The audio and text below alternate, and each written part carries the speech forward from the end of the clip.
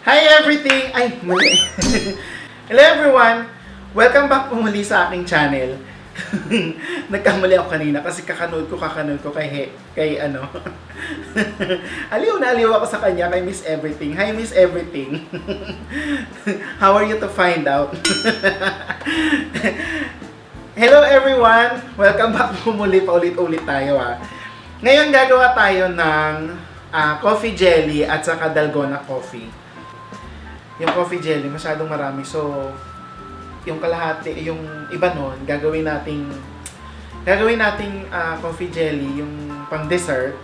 And then yung iba, ilalagay natin doon sa dalgona coffee. So, share ko sa inyo kung paano ko ginawa yung sarili kong version ng dalgona coffee. Hindi ko alam kung meron ding gumawa na nito.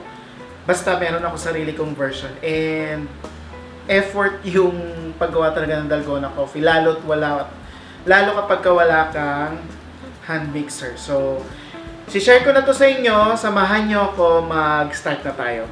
Ako po si Jessie and welcome to my kitchen.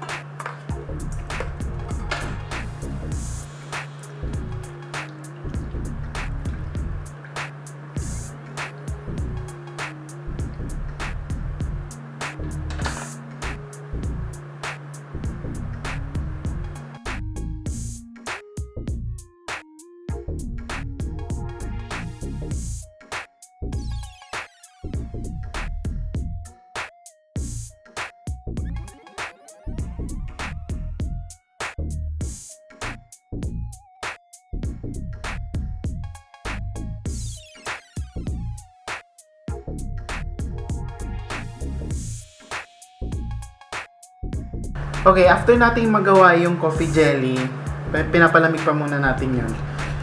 Gagawa tayo ng, dito na tayo sa dalgona coffee part. For you to get the right texture nung dalgona coffee.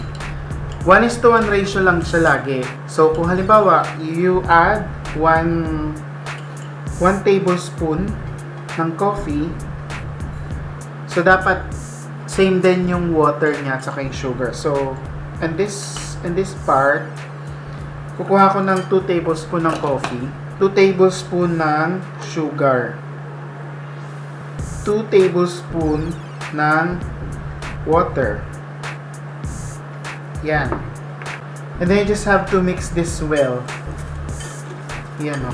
It will just take time for you to melt everything at mag-incorporate lahat. Right now, as you see, medyo dark yung kulay niyan.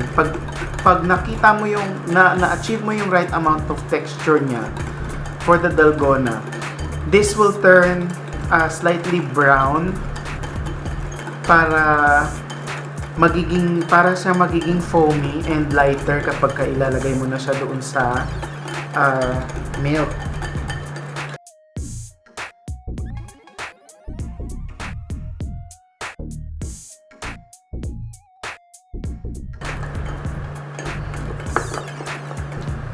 Yan. So, ito na yung right texture na dapat ma-achieve natin doon sa ating dalgona coffee.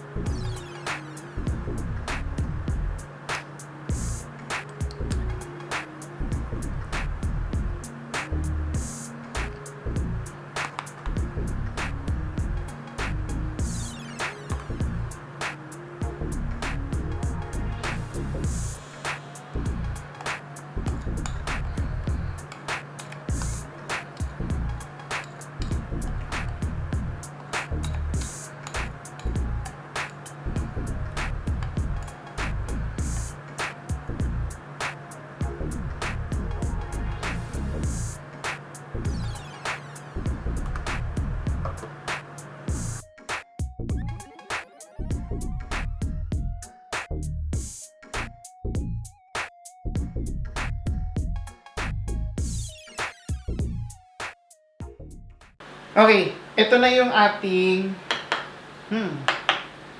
dalgona coffee. Ayan. Ito mo yan? Yan. Nakatakpan yung mukha ko. Makikita ninyo, hindi siya lumulubog talaga. Kasi, nagpahinga na ako Nagpahinga na ako. Nagstay na to dito ng medyo matagal na. Kasi nga, after ko gumawa kanina, nagpahinga ako. So, ito na yon. Hanggang ngayon, hindi naman siya lumulubog. Although, meron namang ibang lumubog. Kasi nga, yung iba, humahalo na dun sa yellow, kaya nalubog na siya. Pero, ayan pa rin siya, oh. The thickness of the coffee sticks on the straw.